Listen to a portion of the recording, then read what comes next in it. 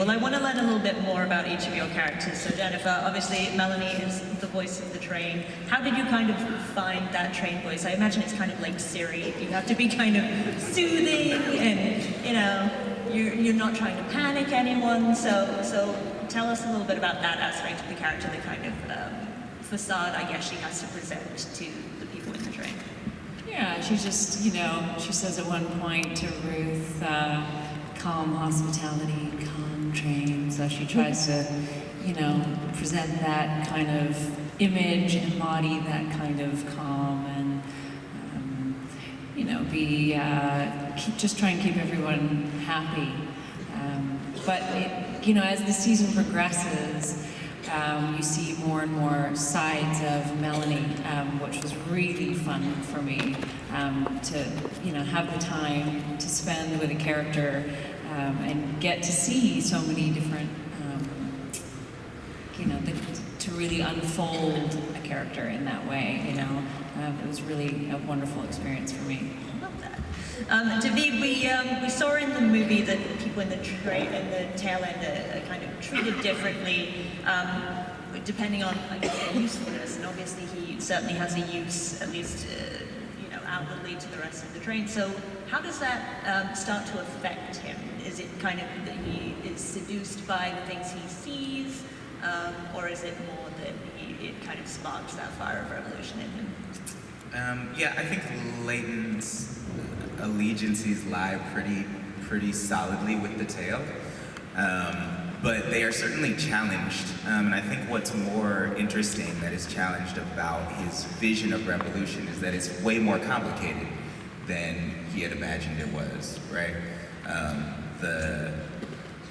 And it's part of it has to do with the way this version of telling the story is set up, not being linear like that, right? The train is a linear class structure, but the machinations of how power dynamics actually work are actually bouncing all over the place, and everybody has something to sell or to trade, and that's where the real power comes from. So I think what Leighton learns as he comes out of the tail and actually gets to see the rest of this train, which, mind you, he's never seen.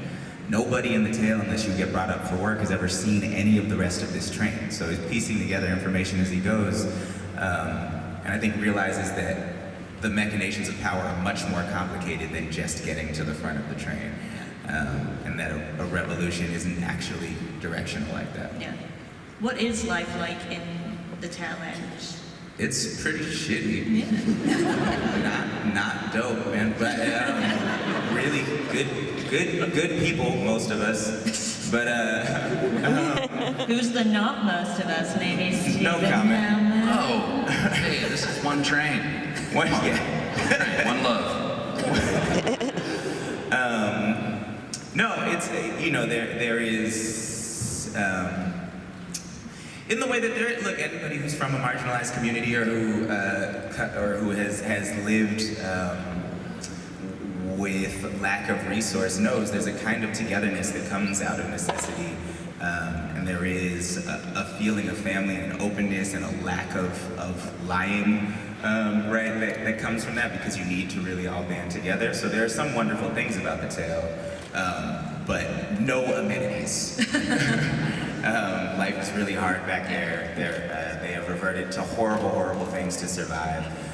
The future is very bleak. It's pretty hard to raise children with zero resources, right? So, and there are much more complicated elements of that too, which I won't spoil for you, but they're dealing with truly extreme circumstances. So the idea that there is something to fight for is pretty clear. Yeah, makes sense. Alison, Ruth has a similar accent to Tilda Swinton's in the movie, but is that the only similarity between them? Tell us a little bit more about her character and why she is so loyal. How much did you jack Tilda's shit? Let's be honest about that. Reminiscent, an homage, maybe. I'd say that Tilda's character sort of got divided up a little bit between a few different characters on the train. There are some things that Ruth does that Tilda might have done, but she's for Ruth. You know, life is almost perhaps a little bit better for her now on the train than it was off. You know, it's a new beginning for everybody when Snowpiercer departed the station. But she's not all bad. She's not all bad, I'll just say that. Yeah. Why is she so loyal to Mr. Wolf, do you think? Well, he has saved humanity thus far as we know it. Yeah. He's got this genius train that's keeping us all alive as long as we keep moving. Nobody else has done that. True. You know? Step up, guys. Yeah, What so are you doing? we're pretty lucky that we got to be a part of it. Yeah, that makes sense. Mickey, you kind of describe Bess Hill as the muscle, but she finds herself partnered with Leighton, I hear. So what can you kind of preview about their dynamic? Well, when you meet Till, she's very much a part of this machine. She is of service to this order and kind of is a sheep almost, and goes along with what she's supposed to do and how she's supposed to inflict order on people of the train. And then Leighton sort of starts to break away and chip away and shifts her perspective and sort of makes her question, like, what is she in real service to? And I can't tell you anything. We can watch and find out. I also hear that she has a secret relationship. She Is there anything you does. can It's say about very that secret and without very giving away steamy, the and that's all I could say. It's so secret. Graham, can you help her say anything? Absolutely not. Nothing. It's secret, and you guys. But I can say no. Yes. Oh no. I like it. Well, Lena, Miss Audrey, you kind of mentioned that she's, she has all these different maybe allegiances. She's kind of helping the people on the train in different ways. She kind of, I guess, is the secret keeper in some ways. Would she use that for good or for ill, would you say? It's like a patient, confidentiality kind of thing, but she does know everything, and I don't know why I'm saying that, but she is very empathic, so she is an empath, and she feels everyone, and she can feel energy so strongly, so she knows the unrest, and she knows everything that's going on, and she has always been caring for her people in her car, but is faced with kind of a challenge as to who, does she want to help more. And she does have a deep connection to Mr. Wilford and the train's beginnings. But I don't want to spoil too much because she's kind of a fun character to get to know as the show goes on. And I also get to wear really cool clothes. Unlike your real life. Unlike my real life. Although I would never wear the 22-inch corset that I threw on every day for that. But I'll do anything to make my waist look that small. So I would do anything for that. So it's very fashionista, and I love it. Love that. And that's that. I like it a lot. Sheila, so we know that Zara has kind of traded up in a little way. Was that worth it to her? Can you talk a little bit about her struggle, why she felt compelled to leave the tail end in Leighton when obviously, they had a connection, they were married? Yeah, I think it's definitely sits inside of her, and it's morally unsettling a little bit who she left behind, but she's also very existential. I feel like she's the one who's always sort of questioning why are we even surviving? What is this for? What did we she wanted to hang back and die with her loved ones, and she's wrestling with that, and I think larger themes than moving up the train. I think for her, she's really struggling finding a reason to exist in this world. That everything has changed, everybody's spiritual center has been shaken by this new reality, and so I don't think she, I think she feels bad about but I think she's like a survivalist through and through in like a really, really deep-seated kind of way. Like, not just, you know, like what is it gonna take with gear and equipment? Like, she's dealing with like psychologically, how the hell am I going to keep on going? And just hanging to what it's gonna take. And so, yeah, I think moving up the train, like, whatever, you know, like it's all shit anyways. Yeah. You know? Yeah, that makes sense. Stephen Pike kind of says that he wants to even things out, you know, the haves and the have-nots. But I know that he's also described as Leighton's rival, so what can you kind of preview about their dynamic and maybe the friction that we'll see between them in the tail end? I guess, I mean, it was frenemies has been thrown around. Frenemies? I don't quite know what the fuck that is, but whatever. I mean, you know, when you think about these characters, and especially the tail, having been together for 7 years, I mean, it's pretty much like solitary confinement. I mean, the space is fucking small, and it is tiny, and so 7 years together. I mean, people by themselves in solitary confinement, what happens to the mind and prisoners, and it's kind of like a prison, the tail. And so there's obviously going to be pretty strong dynamics with people, and you know, there's as probably as deep love as there is hate, because it fucks with your mind back there. So, which I think is interesting. Like, you know, you're talking about is what it does psychologically to people to be in this space for 7 years. It's, you know, you go further up the train and it's a lot different. There's a lot more room to breathe, literally and figuratively, but back where we are, it's tight. So that causes, I think, a lot of obvious strain amongst certain people, and especially those that maybe have, you know, larger voices. Yeah, that makes sense. That's a good segue, because I wanted to ask you guys what the experience was of filming in your respective cars. I'm sure that, you know, we've been on trains, so like they're small anyway, and I'm sure even with a set, the confines are probably still pretty claustrophobic, even in first class. So I was curious if all of you, I don't know if you want to go down the line, or if you can, you know, just talk a little bit about the experience of actually filming on these sets and kind of being in this very confined space. And they move too.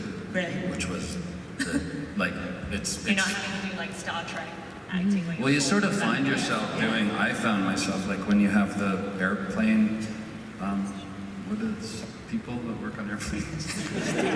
Flight attendant. Airplane worker people. And you know how they walk down, like that's what I found myself doing on the train, is with the tail, you're sort of holding on to, because you do rock back and forth on it, so it's kind of disconcerting that first time you feel it. You kind of, it's like sea legs almost. My character, because of her job, she has access to pretty much all the sections of the train. So I get to visit all of the different sets. And I have to say they're extraordinary. And what struck me is actually how vast the world seems. How big, how much is contained, because everything that's alive is contained on this train. That means all the food, all the animals, you know, it really is an arc. So it's really impressive what they've managed to capture and how rich that world is. So I actually was kind of stupefied by how expansive it seemed within the confines of a train. Yeah, makes total sense. It's like the imagination, I think, and the design is really, and the execution were really extraordinary. I was constantly taking pictures of all the new sets and sending them home, like, can you believe this? It's pretty impressive. Nice. Didn't sign that NDA then? I got shit for taking my phone out. Yeah, you know, for Leighton, every time he sees a new train car is the first time he's ever seen anything like this. So it's just a lot of, the fuck? You have silverware? Come on. Like, you know, and to go, and you know, because it's episodic and you're shooting blocks, but like relatively in order, and so like the world does open up for him in this interesting way. So we start very, very confined, and then start seeing more and more of this space to breathe. And so much of it is just like, come on, really? Like I know what the baseline is for survival, and you are so far beyond that. Like the fact that luxury exists on this train with the last surviving people on Earth, and some people still have luxury items. Like that's fucked. You know what I'm saying? For there to be a 1% and there's only 3,000 motherfuckers left, like come on. Well, I'm still wondering how, what happens when the lipstick runs out? Deodorant. Yeah. I will tell you. Yeah, come back to the tail. Yeah. You shit in buckets. Like you eat rodents. And it's like what they have on the train, though. Everything that they've taken on the train in the world of our story, they've taken for the possible future world, right? Because our world has ended as we knew it. It's completely frozen. And like to what you said, Jennifer, about it being a little bit like an ark, the things that they've chosen to take on the train to somehow, maybe possibly, build our humanity with again, they've chosen a lot of really important things like luxury luggage. Golf clubs. Golf clubs. So many golf clubs. Essential. Where are you gonna play golf? Yeah, is there a golf course? My favorite cart is the third class cart because they're like, they don't have that much money, so it's not as like beautiful as, and all the sets I agree are just so stunning. But in third class, they've had to repurpose everything, so it's very kind of like steampunk, Waterworld, Fifth Element, like some of my favorite throwback sci-fi movies. It really reminded me of that. To go in there, like curtains are created out of soy sauce packets. Actually, really see if you can catch that. The like sriracha packet curtains. It's incredible. It's beautiful. Those sets are actually. Yeah. It's like an art installation. It's And something like that you're you go to moving through MoMA. it, so maybe you won't catch it. But when you watch, like, see if you can catch all the shit that things in third are making. But even in the tail, like all the details are incredible. In the tail, we've got from the books to the squirrel like skins to There's a casino back there. It's incredible. And you just look at all the little details of one bunk because everyone's in bunks in the tail, and the details. I Yeah, you love really feel like transported. It's so rare, I feel like. Or I haven't had that many opportunities as an actor to do this kind of exciting genre stuff where like you just step on set and it's a whole other world right away. You don't even really have to suspend your disbelief. They make a great song. Yeah. It's a good time to just shout out right now to Barry Robeson, our production designer, and Tom Wilkinson, our director, Louise Roper, set decorator who did all of this amazing detail. That's the physical train itself. We have the ability in the studio to link 5 cars together. And you remember that how it looked in director Bong's movie too, when you could look down the pipe and you could actually see the tail turning. So every time these guys are on set and acting in there, trying to do their lines, there's people outside the set shaking the hell out of the thing. And sometimes a forklift pushing the ass end of it one way or the other. Inside they're all shaking around and doing this. It's so physically the sets are amazing. And then we've got a lot of digital work too. We're going to talk a little bit about that later. Yeah. I love it. And you guys kind of alluded to this, that in the tail you're eating rodent. What is the food situation like? Because in the movie it is absolutely disgusting, and assuming it's going to be also very disgusting in the show for the people in the tail end compared to up front. It's not good. I mean, Is it rats or is it bugs or It's all bug of the bars. above? It's bug bars. there's